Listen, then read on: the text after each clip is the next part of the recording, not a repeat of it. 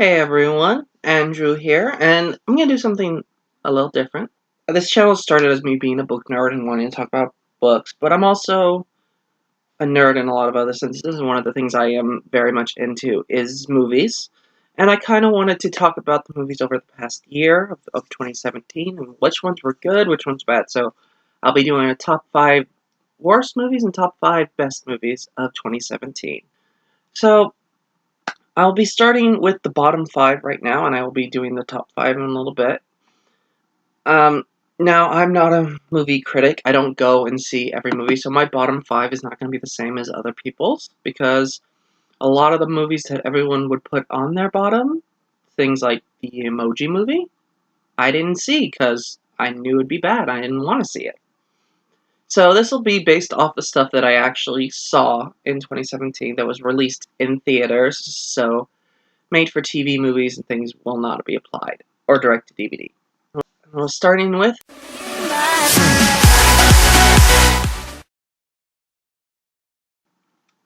I'm not the biggest fan of the Despicable Me franchise. The first one I thought was cute. It was fine, but it didn't really impress me all that much.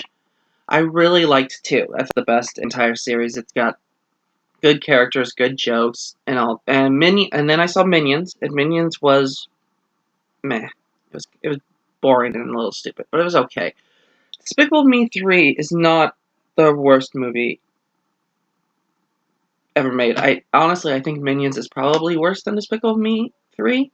My problem with Despicable Me 3 is that it's super boring. It was very predictable. The villain wasn't that interesting. It's like, oh, he's an 80s child star that never grew up and became just this villain, and it's like, eh. And then you have Gru losing his job, and then Gru meeting his twin brother, who his twin brother is completely unimportant to the story. You could cut him out, and you wouldn't lose much of the story. Honestly, it's like for me the saving grace of this movie is Lucy, the Gru's wife, and she's sadly barely in the movie. She's in like 1 or 2 shots, and that's just. It's too bad, because she had the more interesting dialogue. Everything that happened with her was far more interesting. Even the kids were more interesting, but they didn't really get to do much. It's like the youngest one was looking for a unicorn, and she found a goat that she thought was a unicorn, and the other 2 didn't really have anything to do. It felt like a quick cash-in for the name, and that is sad to me, because 2 is really good, and even the other ones are okay, but this was just cut and paste boring. Number 4.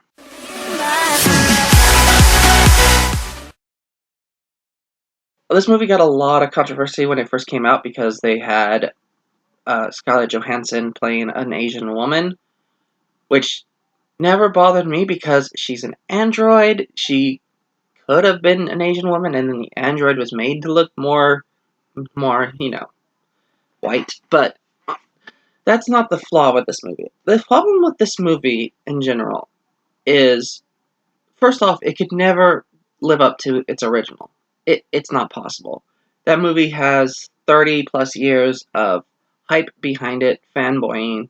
Second problem, the thing that really drags it down, is that the story is boring. And that's going to be a major factor in all of my bottom 5, is that boring kills movies. There's not much to say about it. The characters were one-dimensional, the story was boring, nothing about it really worked. And it never stood a chance against the original, and I'm not even someone who really liked the original, so. Alright, number 3.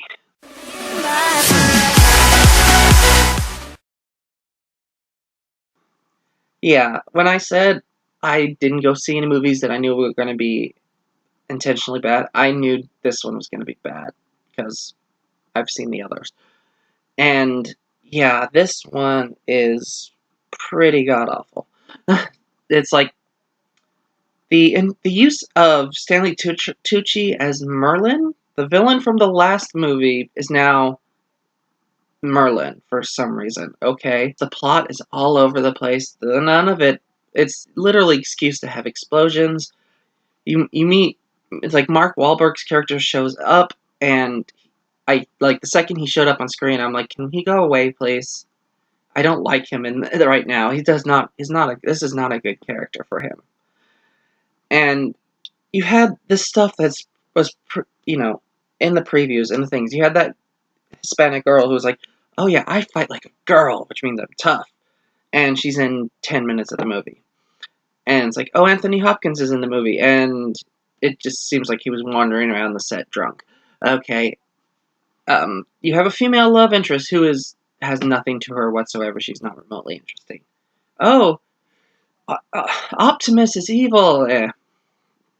The only thing I did like was you had the robot butler for Anthony Hopkins' character, and I did the best thing. The only thing that I really liked remotely in the movie is that robot character was driving a car and he was just singing "Move, Itch, Get Out the Way," and he was singing it in such a way that I actually laughed, and I'm like, wow, I actually laughed once at this horrible movie.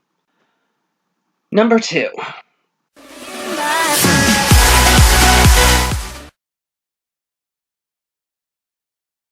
I'm shocked no one else has given this movie as much hate as I have. A lot of people just think it's a dumb, fun movie, and yeah, it kind of is. And this movie could be good. I could actually move this movie up into a 3 out of 5 or a 4 out of 5 because it's got good characters, good character development, good interactions between all of the main characters. The movie is dragged down to the bottom by 2 things. The first is the entire New York scene. So the plot line is the main villain wants to get this nuclear football from Russia that's held by the Russian consulate. So she forces Dom to help her out, and her plan involves using every single car that has autopilot or an automatic drive to crash into the Russian's car and then use Vin Diesel's character to cut open the car and take the case.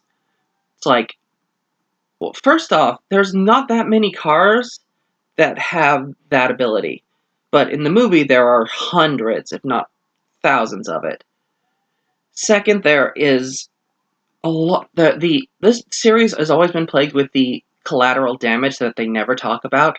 The collateral damage on this is ridiculous. The number of innocent bystanders who are going to be murdered by these automatic cars is astronomical. It's just ridiculously. It is the most over the top thing to do to steal something. It's just ridiculously large amount of cars. Third, she blackmails Vin Diesel to do this, and the only thing he does is cut open the car with a saw. Why did you need Vin Diesel for this? Anyone could have done this. This is a job anyone can do. So yeah, it was just like I was watching the whole movie like with my mouth covered in shock and disgust. It was just horrible. My number 2 reason that for this movie being dragged down into being horrible, and this is the main reason that I drag it down, is Charlize Theron's performance as Cypher. She is by far one of the most boring, annoying villains I've ever come across. She's supposed to be a strong, powerful female villain who can manipulate Vin Diesel's character to doing whatever she wants because she has power over him. But every scene that she's in, every time she opens her mouth to talk, I yawn.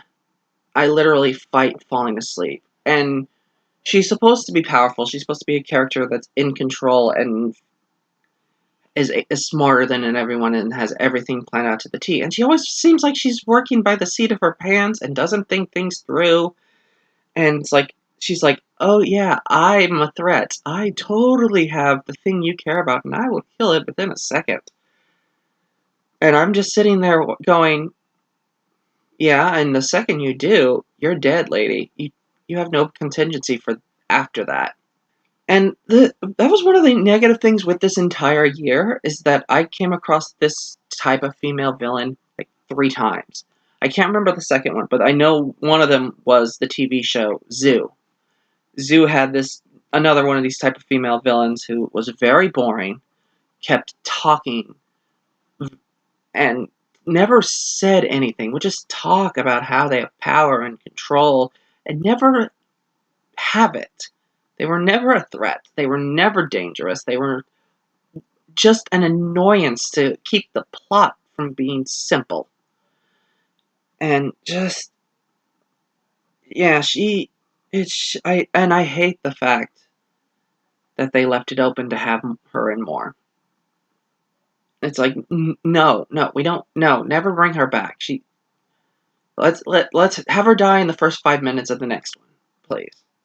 It's like, you actually had good performances from other actors. Vin Diesel did a decent job for Vin Diesel.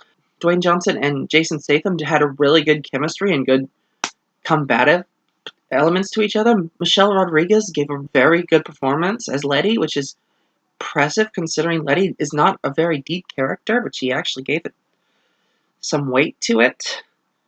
But yeah, like if you cut out the New York scene, with everything intact, it's a 2 out of 5 for me. With the New York scene cut out, it would still be a 2. If you cut out Charlize Theron's character and kept the New York scene, it would bump it up to a 4. I would just have a problem with that little bit. It was the worst movie of the year for me for almost the entire year. Only in the last week of Christmas did I see a movie worse, and it was a movie that came out early in the year, so I did watch it at home and not in theaters. But before we get to that, I'm going to talk about some honorable mentions. So, there's a couple that are just generic comedies that never were going to be good. Like Fist Fight was a movie that would never be good. Chips was never going to be good. There was no chance. I'm like, you had some funny people in it, but it had no chance of being ever good. There was the movie The Shack, which was about the guy who goes and visits God in a shack. It's fine. It's not great. It's one of those movies that's just a guy coming to terms with the fact that God lets people die. So, yeah. There was a movie called Going Out of Style, which had a really good cast of older gentlemen. You had Michael Caine and Morgan Freeman, and I can't remember the other actor's name, unfortunately, but it was about old people basically robbing a bank, and it was really kind of boring, kind of predictable. The best thing about it was not how they robbed the bank, because they just repeated the bank robbery from the beginning of the movie, but how they made plans and took steps to make certain there was a 100% chance that they wouldn't get caught. That was pretty good. This one is one that no people will be surprised that isn't on anyone's low list, but I have to put Baby Driver as one of my most disliked films of the year. Now, I don't think it's a bad film. I think it has a decent story and good acting. But I didn't want to see it originally. I didn't think it was in it that interesting. It just looked like The Transporter to me with music. So I wasn't sold on it. But people kept praising it. People kept telling me it's amazing. And this reviewer that I liked put it in her top 10 movies of all time. And I'm like, okay, I guess I'll go and see this. And I was bored through the entire thing. I just sat the whole movie. Because it was Transporter with better music. And little less action. And it's like, it's not anyone's fault. I know this speaks to a lot of people, and a lot of people love this movie. I've seen it before. I've seen variations of this before. And I like the director. The director is really good. He did one of my favorite movies, which was Scott Pilgrim vs. the World. And he's done a bunch of amazing films, but this did nothing for me. A movie that would have definitely been on my bottom 5 had it released in theaters, if it had not been direct to DVD, would have been the movie Surf's Up 2 Wave Mania, which was... So Surf's Up, the original, was about penguins who surfed, and it was a fine documentary style. animated kids film. It was fine. It works really well. I enjoy it. But some reason Vince McMahon and WWE decided to buy the property and turn it into basically a surfing movie with wrestlers. So they had penguin versions of all their wrestlers there, and it's just really stupid, badly acted, just pretty god awful. I wouldn't recommend it to anyone. It would definitely be like, I could honestly see putting it at number one. It's really bad. I'm going to talk about one. This isn't on my worst list, but this was one that had like the best potential, and they made two mistakes that screwed it up royally, or two things that were missing that kept it from being good, and that was Valerian, City of a Thousand Planets. Now, this is by the guy that made The Fifth Element, one of the best sci-fi movies of the last 20 years, 30 years, whichever, and it had the potential. It had the right look. It had some good effects. It had a decent story. It was dragged down by two things. First, and the worst of it was, both of the leads were horrible. They had no energy. They had nothing to bring to the character. They were not interesting to watch or to listen to. And that, worst of all, they had no chemistry together. So they're the big love interest couple of the movie, and they had no on-screen chemistry whatsoever. That really dragged it down. And the thing that keeps it from ever having the chance to be The Fifth Element is The Fifth Element had Bruce Willis. And I'm not saying Bruce Willis needed to be in this film. We needed someone with Bruce Willis's charisma. Because Bruce Willis, while not the biggest range of an actor, brings, when he's on game, when he's playing it well, brings on-screen energy and charisma that makes you root for him and makes you support him. And that's what he brought to Fifth Element, which is a movie that not a lot of people saw when it came out, but everyone watched it on DVD and VHS and learned and saw how amazing it actually was. That's not going to happen with Valerian, unfortunately, because while it's a beautiful movie to look at, it's not a fun movie to watch for that, because the leads suck and there's no other personality to push it up. Okay, on to number one.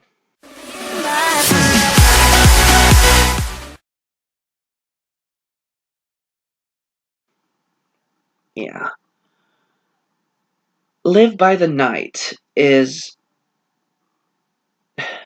not necessarily a horrible film. It's not a bad film. It suffers from being extremely boring and extremely predictable. And those are death sentences in my book. I can forgive a bad movie if it has something interesting in it. Like, if you might not have noticed, I didn't say King Arthur and Legend of the Sword. I did watch that. I watched Dark Tower. I watched Monster Trucks. I watched the last Pirates of the Caribbean film. And I don't think any of those movies were as bad as Live by the Night, because even though they were bad, they had something in them that sort of worked. Or at least something visually interesting to look at. Live by the Night was a very dry, very boringly directed and acted. But it's supposed to be like Gangster Squad, or this, or Untouchables, or this criminal element fighting amongst each other, but it just has no energy, no life to it. And the fact that it's Ben Affleck is starring in it, and he just did a movie before this, the one right before this, The Accountant, that could have been like this, could have been boring, could have been dry, but had a lot of energy, had a good performance from him, had good characterization in it. And then you also got this was another one that I'm pretty sure he directed this, which, let's see, we had Argo, the Academy Award-winning film, and The Town, which, while not award-winning, definitely had something to it, some sort of energy. This was just dry and boring, and I will take bad any day over boring. So, yeah, that's my bottom 5 of the year. If you guys want any more details on things that I didn't like about certain movies or want to tell me your own, please list them in the comments below. Thank you for listening. I shall be posting the top 5 videos shortly. Yeah, see you later.